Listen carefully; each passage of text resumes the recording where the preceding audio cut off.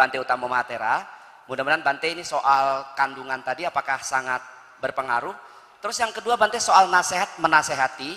Bante punya banyak cerita soal cara menasehati seseorang. Ya, mic-nya coba tolong bisa dibantu di setel lebih bagus ya. Iya, memang orang perlu menjaga pikiran. Jadi kalau di dalam Dhamma kan disampaikan bahwa Anda kalau ingin memiliki anak yang baik, mulailah dengan punya pikiran yang baik dulu. Ya. Karena pada saat misalnya suami istri, kenapa kok perlu ada pemberkahan perkawinan secara Buddhis? Supaya sejak awal dia sudah belajar mengendalikan pikiran. Ini loh, kita mau berbuat baik, ya, mau hidup dalam rumah tangga itu bukan main-main, bukan hanya untuk memuaskan nafsu, tetapi adalah untuk saling membahagiakan. Nah, ini ada cara berpikir yang positif. Kemudian disarankan setiap hari suami istri membaca parita dan bermeditasi bersama. Pagi mungkin atau dengan malam atau pagi dan malam baca parita bersama, meditasi bersama. Nah, sehingga pada saat kehamilan itu juga dengan pikiran yang positif. Karena di dalam Dhamma disampaikan kehamilan itu terjadi karena 3 faktor. Yang pertama adalah sel telur matang. Ya. Kemudian sperma datang dan ada kesadaran penerus. Kesadaran penerus ini frekuensinya disamakan dengan frekuensi ayah dan ibu. Jadi kalau frekuensi ayah dan ibu ini positif, baik, maka yang datang adalah anak yang baik. Tapi kalau frekuensi ayah dan ibu ini jelek, maka yang datang juga anak yang kurang bagus. Kemudian setelah kehamilan, mulai hamil, kalau tadi menurut Pak Adi misalnya sudah terlambat sekian bulan dan lain sebagainya, sekian hari, sekian bulan, sekian minggu, itu tetap suami dan istri membaca parita bersama dan meditasi bersama. Supaya terus mendidik anak sejak belum lahir. Ya, mengkondisikan supaya mereka baik terus. Pikiran ayah baik, pikiran ibu baik, maka cenderung anak nanti juga menjadi anak yang baik. Nah, kemudian terus sampai kehamilan selesai, sampai waktunya lahir, biasanya juga dibacakan parita. Ayahnya mungkin membacakan parita, ibunya juga bacakan parita. Kadang-kadang dimintakan air parita kepada para biku misalnya. Ini untuk tetap anak ini walaupun lahir juga lahir dengan pikiran positif. Kemudian biasanya begitu lahir, bapaknya atau ibunya membacakan parita. Parita pendek saja, misalnya Wandana, Namo Tassa Bhagavato Arahato Sama Sambuddhassa 3 kali cukup. Itu untuk mengenalkan suara pertama adalah parita kepada anak-anak itu. Jangan malah dimaki-maki. Wah, tumben anak kita sekarang ganteng, biasanya jelek-jelek. Siapa yang punya anak sekarang dimaki sendiri? Nah, jadi dikasih yang positif. Misalnya semoga semua makhluk bahagia, sabe sata bawantu sukitata. Dia diulang begitu. Nah, sejak bayi lahir itu terus dikenalkan parita. Disarankan punya CD parita yang diulang-ulang di samping pembaringan si bayi. Dan ini sudah dipraktekkan oleh beberapa pasangan muda dan hasilnya bagus. Bayi itu kalau mendengar suara parita gini, dia bisa tidur nyenyak, tidak rewel dan lain sebagainya. Dan ini nanti makin dewasa, anak ini menjadi anak yang baik. Nah, kalau sekarang terlanjur tidak baik, bagaimana ini? Anak terlanjur susah diatur, maunya sendiri. Nah, biasanya dilakukan pendekatan. Orang tua dengan kesibukannya hari ini kadang maunya marah, kalau anak nggak nurut maunya maki-maki. Padahal sebetulnya cobalah ngobrol-ngobrol sebentar, menyisihkan waktu sebentar. Mau ngomong-ngomong sambil makan misalnya, atau di satu ruang tamu sendiri, ngobrol dulu. Jadikanlah orang tua ini sebagai teman dari anak. Nah, kalau sudah mulai teman, anak bisa curhat kepada orang tua, barulah orang tua menasihati, nak, kamu apa pantas kelakuanmu itu seperti itu. Nasihatnya bukan perintah, nak jangan nakal. Nak apa pantas kelakuanmu itu seperti itu. Bikin kalimat pertanyaan. Apa ya kamu itu sopan terhadap orang tua itu seperti itu. Apa ya benar kamu itu diajari seperti itu. Kalau dia mengenal dharma, apa ya benar di dalam dharma itu diajarkan sikap anak kepada orang tua itu seperti itu. Nah, dengan kita membuat pertanyaan, maka anak itu kemudian menjadi dimanusiakan, dianggap manusia.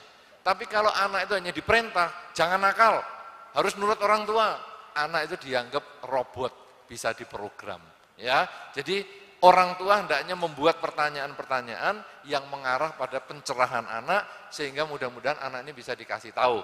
Kalau sampai sama orang tua nggak bisa dikasih tahu, cobalah anak ini nurutnya sama siapa. Cari orang yang anak ini nurut, kadang-kadang pamannya, kadang neneknya, kadang malah adiknya, mungkin kadang kakaknya. Nah, mintalah kepada orang yang dituruti itu untuk menasihati anak ini. Ya, ini yang pertama. Kemudian yang kedua, orang yang suka main game. Saudara-saudara, orang yang suka main game ini kalau Buddhis, itu harus diajarkan tentang hukum karma. Main game, tembak-tembakan, kelihatannya biasa-biasa. Tapi kalau di dalam Dharma, itu sebetulnya termasuk berpikir buruk. Seneng musuhnya mati. Ya, jadi begitu muncul, dor, dor, dor, dor. Itu sebetulnya bikin karma buruk. Nah, itu artinya disetujui. Nah, jadi Anda harus ingatkan bahwa kamu dibikin karma buruk. Setiap kali kamu menembak, musuh mati, kelihatannya poin bertambah. Poin di layar bertambah. Tapi poin karma buruk juga bertambah. Nah, karena itu Anda harus sadarkan itu supaya dia berhenti bermain. Tapi orang bermain itu juga ada motivasinya. Mungkin dia pengangguran. Kalau dia pengangguran, Anda tunjukkan atau Anda arahkan. Apa sih tujuan hidupmu? Apa kamu hanya ngisi game ini terus sepanjang hari kamu hanya main game, terus ini kamu menghabiskan waktu ini untuk apa? Tujuan hidupmu apa? Kalau tujuan hidupmu itu memang menjadi pemain game dunia yang sampai mendapatkan uang, mendapatkan pekerjaan dari game, ya silakan. Iya, itu banyak itu. Ya, beberapa pemain game kelas dunia itu, dapat jutaan dolar untuk memenangkan satu kompetisi game. Nah, tetapi kalau kamu hanya menghabiskan waktu dari pagi sampai malam cuman Candy Crush terus, ya tidak ada hasilnya, ya mati sudah 5, tunggu 1,5 jam. Saya lihat, kok kamu sekarang rajin meditasi? Iya Bante, ini saya soalnya nunggu 1,5 jam Bante, jadi saya sekarang meditasi baca parita. Nah sudah 1,5 jam, main lagi, Candy Crush lah, apalah, macem-macem. Nah itu kita harus tunjukkan, apa tujuan hidupmu? Kalau tujuan hidupmu bukan untuk game, maka game itu hanyalah selingan, bukan tujuan. Nah kalau kita kembalikan pada tujuan hidupnya, mungkin dia bisa berhenti bermain, atau mengurangi bermain. Dia mengurangi hanya waktu-waktu, dia main hanya waktu-waktu luangnya saja. Tapi kalau dikasih tahu sampai nggak bisa, cari orang yang dia segani juga nggak bisa, maka akhirnya kembali seperti yang disarankan Pak Adi tadi, ya sudah, susah senang ya biar dia tanggung sendiri. Karena memang itu adalah tanggung jawab pribadi masing-masing yang main. Cuman kalau kita temannya atau apa, ya kita berusaha meluruskan dia supaya dia menjadi orang yang lebih serius bertujuan di dalam kehidupan ini. Ya, saya kira itu aja. Ya. Oke, tepuk tangan dulu. Pak Adi mau tambahkan silakan. Sedikit ya. Teman-teman, ingat ya, tadi Bante mengatakan waktu anak dalam kandungan bisa mendengar ya, bisa mendengar. Karena yang pertama kali berkembang dengan sempurna itu organ telinganya, ya. Jadi anak itu bisa dengar. Kemudian kalau misalkan dia masih kecil, Maka pikiran anak itu seperti kalau Anda menggunakan itu, Anda punya adonan semen, Anda jelas? Turun dari mesin molen, Anda tumpahkan, nah adonan ini masih cair, Anda bisa bentuk seperti yang Anda mau. Makanya kalau masih kecil dikasih dengarkan, misalkan dibacakan parita atau lagu-lagu Buddhis atau apapun itu akan menjadi kesan yang sangat kuat, yang terekam di memorinya dia, di bawah sadar. Kemudian ada satu cerita lagi, ini kasus nyata karena saya tangani, anak ini papa mamanya kaya, orang kaya. Kemudian anaknya ini cantik, tinggi, pinter, ketua OSIS dapat beasiswa di Singapura, full scholarship. Jadi dahsyat, Inggrisnya pinter, Jepangnya lihai, Mandarinnya fasih, pinter banget. Tapi kalau pacaran, anak perempuan ini selalu pacaran dengan orang yang status sosial, ekonomi, dan intelektual di bawah dia. What's wrong? Saya kebagian, saya diminta tolong untuk mencari tahu kenapa anak ini seperti ini dan untuk membantu dia berubah. Karena ada program pikiran yang mengunci dia seperti itu. Saya bantu, saya cari, ketemu. Ternyata begitu anak ini lahir, hari pertama, nah ini orang tua hati-hati. Guyonnya tuh hati-hati. Ini mamanya guyonnya begini. Nah ini Bante kita nikmati karena moderator dan audiens tidak ngerti omongannya ini apa. Guyonnya begini, aduh duh, anake sapa ya iki ya? Rambutnya pirang iji, ireng, lemewek welek. Loh, orang ngerti toh? Artinya gini, aduh duh, anak siapa ya ininya? Kok hitam, rambutnya cuma berapa biji, lemewek, mewek itu mau nangis, welek. Mamanya guyon begitu, Mbok Jah pembantu ngomong juga, iya iki ireng iki, hitam ini, rambutnya pirang iki, rambutnya sedikit, lek mewek welek, mana ada bayi mewek cakep, gak ada. Mbok Jahnya ngomong, mamanya ngomong, emaknya ngomong. Dan itu terekam di memorinya dia, sehingga membuat dia minder. Sehingga setelah dia besar, dia pacaran dengan orang yang secara intelektual, sikap, background sosial ekonomi di bawah dia selalu. Dan bapaknya minta tolong saya, Pak Adi bisa nggak ini diputuskan dengan pacarnya? Waduh, lu pikir gua dukun, saya bilang. Kalau orang sudah cinta saya nggak boleh putusin, itu karma buruk, saya bilang. Ya, akhirnya saya tanya, ini gimana? Kamu cinta atau kamu apa? Saya cuma kasihan sama pacar saya. Wah, saya hilangkan kasihannya boleh nggak? Saya hilangkan, akhirnya putus. Terus saya menginstal program, ya. Jadi kalau cari suami itu yang ganteng, baik, kaya, anak tunggal, anak pertama, bapaknya pengusaha, sakit jantung. Serius. Saya install program-program itu komplit. Anaknya ke Singapura. Umur 19 pacaran sama laki-laki umur 37 tahun. Bapaknya telepon saya lagi. Ini kayaknya ada yang salah dengan programnya ini. Saya buka catatan saya ngomong apa sama anak ini tempo hari ya. Saya lihat-lihat, ya lupa masukkan umurnya. Bener. Jadi anaknya pas kembali lagi ke Indonesia, saya melakukan revisi program. Nah, saya masukkan nanti usianya itu yang selisih 3 tahun. Sampai sekarang belum pacaran lagi. Ya, begitu ceritanya. Terima kasih. Ya, baik, terima kasih Pak. Tepuk tangan. Cek, iya. Oke. Baik, jadi sudah dijawab ya. Bante tadi mengajarkan kita untuk kalau menasihati orang itu jangan langsung marah ke objeknya ya, ke orangnya, tapi pakai renungan. Tadi Bante ya. Kalau kamu seperti ini bagaimana rasanya? Kalau kamu seperti ini bagaimana rasanya? Kan dia merenung kan? Mungkin bisa lebih terima karena anak sekarang mungkin beda dengan anak zaman dulu.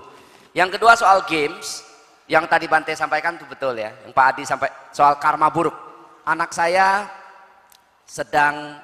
kami sudah melirik ya, sudah melirik kawan. Anak kami sementara 1, umurnya sekarang 10, suka main games juga di iPad. Yang Bante sampaikan itu, saya sudah sampaikan. Ini kamu main tembak-tembakan gak bagus loh gini. Untungnya anaknya mau dengar. Saya bilang, kamu main games, coba belajar bisnis aja. Beli ini, jual ke sana. Cu sing liya. Tio bu, lu beli gopek, jual cit pek go, jual cit pek go berarti cetiau, jual tiau puat. Akhirnya dia turut Bante. Kalau tembak-tembak, nah dia jawab gini, kan itu kan di games. Oh nggak bisa. Kalau di games kamu kayak gini, di dunia nyata kamu akan anggap sama. Hati-hati loh, anak-anak itu beda loh. Begitu di dunia nyata dia lihat orang ditembaknya juga, duor. Hati-hati. Akhirnya untungnya mau ingat, mau mengikuti dan itu benar. Ya karena saya ngalamin. Tapi yang Bante tadi jelaskan juga benar Pak Adi. Orang Anda tahu Romo Giri Putra. Romo Giri Putra ya, itu kan zaman kita dulu ya, Pak Amir Hamzah ya. Udah lama lah. Guru saya lah termasuk lah di sini. Anaknya sorry ya, ini keluarga Pak Giri nggak ada di sini ya. Nggak, kalau ada bagus maksudnya supaya ada kebanggaan. Anaknya kalau tidak salah, anak Pak Giri Bante, itu 2 kali nggak naik kelas. Akhirnya sekolah di Amerika, saya baca koran analisa, belinya di Jakarta. Karena saya sering tulis di artikel tadi kan, di koran kita di sini. Jadi saya baca ucapan selamat, khusus kepada Putra Giri Putra. Namanya siapa saya lupa, jurusannya apa? Gaming di Amerika.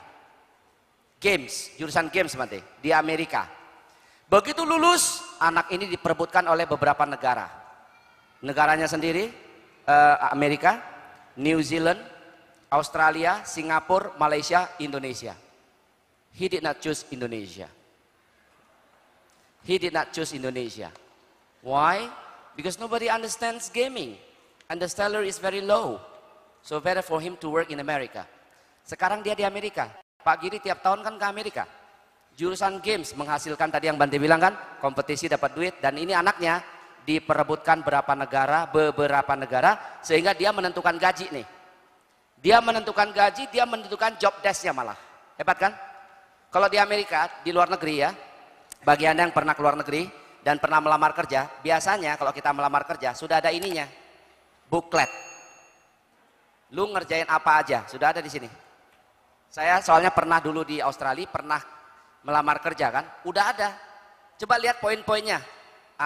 Lu bisa kerja nggak nih? Kalau nggak bisa jangan melamar. Kalau bisa ya udah kita datang bawa ini, oke, I'm ready for this. Yes.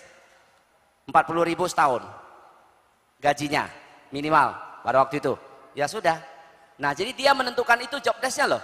Saya mau setahun pulang sekali ke Indonesia, tiket PP 2 orang saya dengan pacar saya, entah siapapun saya bawa, pokoknya pacar saya lah itu. Dia menentukan loh. Dan sekarang itu adem ayem di Amerika anak itu. Jadi poin ceritanya adalah tidak semuanya positif, tergantung ortunya.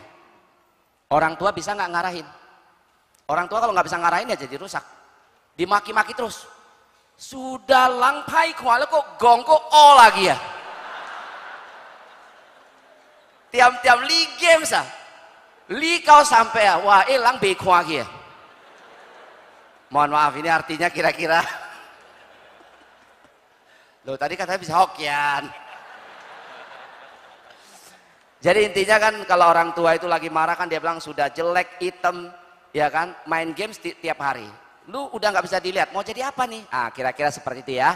Jadi saudara sekalian, pendidikan memang tidak pernah bohong. Pasti ada perkembangan, kemajuan, tinggal orang tua mengarahkan aja. Kalau kurang pendidikan mungkin pergaulannya diperluas gitu ya. Jadi kan kita bisa ngarahin putra putri kita sehingga bisa jadi seseorang gitu ya. Baik, kita beri tepuk tangan untuk jawaban dari kedua narasumber kita.